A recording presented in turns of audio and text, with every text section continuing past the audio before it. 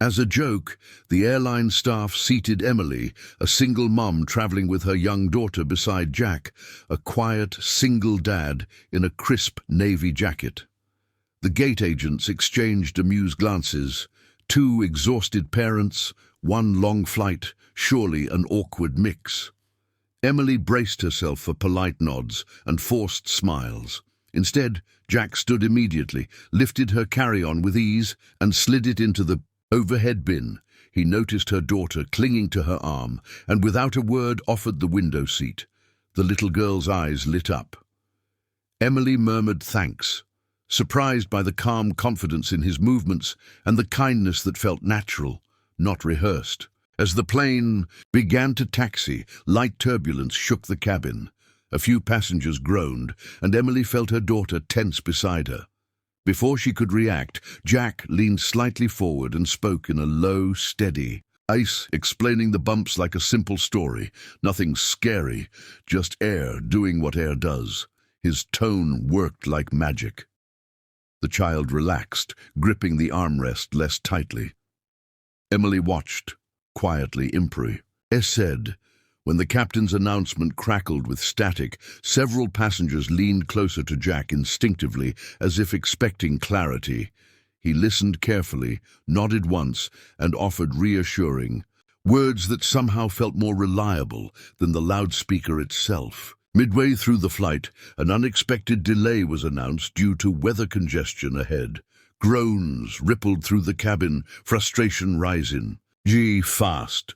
Someone complained loudly. Another called for a flight attendant. Jack unbuckled, stood carefully in the aisle, and addressed the nearby passengers, not loudly, but firmly. He repeated the information calmly, explained the reason for the delay, and reminded everyone that safety came first.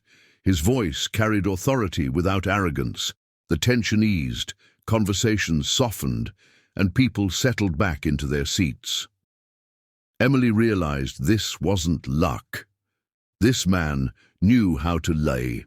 How to steady people when uncertainty hit. She studied him more closely then, the straight posture, the alert eyes, the way he stayed aware of everything without seeming restless. This wasn't coincidence or charm. It was experience. When she finally asked what he did for a living, Jack smiled, almost dismissively, as if the question amused him. He shrugged and replied that he was just someone used to responsibility. The answer was vague, but it fit him perfectly. Emily sensed there was more behind it, yet she didn't press. Some people carried their past quietly, like well-worn luggage that didn't need explaining. As the flight continued smoothly, Emily felt a strange sense of gratitude for that joking decision at the gate. What she'd expected to be an uncomfortable few hours had become a reminder that good people still existed in unexpected places. Jack chatted lightly with her daughter, asked Emily thoughtful, "Chicago?" The truth surfaced quietly but powerfully. As passengers stood and reached for their bags, airline supervisors hurried down the jet bridge, their expressions unusually formal. They stopped beside Jack, thanking him by name, Jack Carter, and acknowledging his help during the issue. After landing in questions, and never crossed a boundary. By the time the plane began its descent, Emily knew one thing for certain. The seat assignment that started as a joke had changed the entire journey. And for the first time in a long while, she felt calm, seen, and quietly hopeful. Whispers spread as the words "Retired U.S. Air Force Colonel" landed among the crowd. The crew addressed the cabin, apologizing for the disruption and openly crediting Jack's calm intervention for keeping the situation under control. Emile stood frozen for a moment, absorbing it all. The man beside her hadn't just been composed, he'd been trained to lead under pressure. Jack, however, seemed almost embarrassed by the attention. He brushed it off with an easy smile, then knelt to help Emily's daughter unbuckle and gather her small backpack.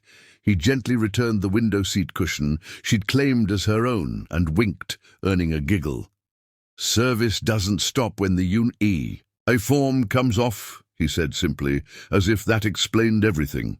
There was no pride in his voice, only principle. Emily felt a deep respect settle in, less about his rank, more about the humility with which he carried it. They walked through the terminal, matching pace without trying. The noise of the airport faded into the background as conversation took over. They talked about school drop-offs, forgotten lunches, bedtime story. Read twice, because kids always ask. Emily admitted how hard it was to be strong all the time. Jack nodded, understanding without interruption, sharing how raising his son alone had taught him patience in ways the military never could. There were no dramatic confessions, just honesty. Two parents recognizing the quiet bravery in each other's everyday lives. Near the baggage claim, their paths began to separate. Jack paused, reaching into his jacket pocket. He handed Emily a simple card. No rank, no accomplice. Immense, just his name and number. The gesture was careful, respectful.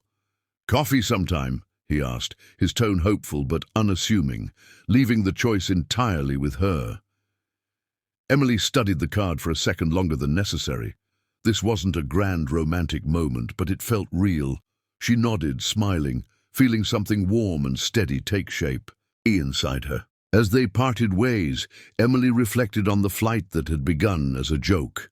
A random seat assignment, a quiet man in a navy jacket, a moment of turbulence that revealed character. What she found wasn't a hero in uniform, but a partner in understanding. Two single parents, brought together by chance, discovering trust and calm at 30,000 feet. Sometimes life doesn't change with a dramatic turn. It changes with the seat you're given and the person sitting beside you.